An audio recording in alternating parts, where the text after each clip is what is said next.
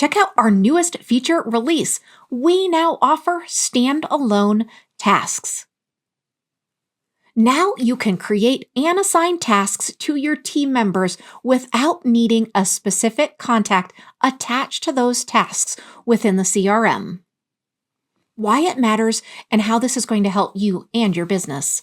Well, with this feature update, you now have a simplified task delegation system. And now you can create tasks by creating and assigning them directly to team members without the necessity of linking them to specific accounts or contacts within your CRM.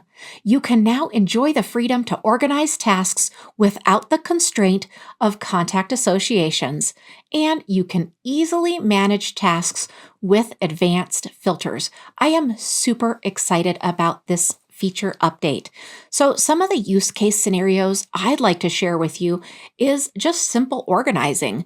Now, you're not going to need this task to be directly tied to one of your contacts, which has held this feature or created the need for this feature update.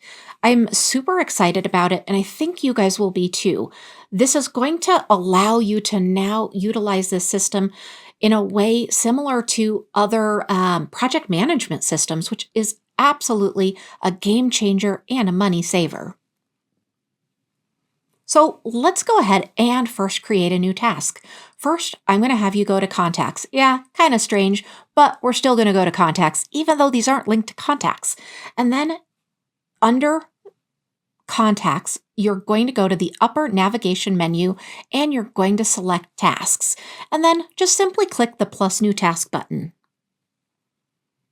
Now you're going to fill out all of those details. And what's really cool is you're going to see assignee, but you'll also see contact. You can now leave contact blank. Contact is what is going to assign this, or more specifically, not assign, but link it to those contacts or the specific contact within your CRM. So really, you're only going to utilize assignee, which is somebody on your team.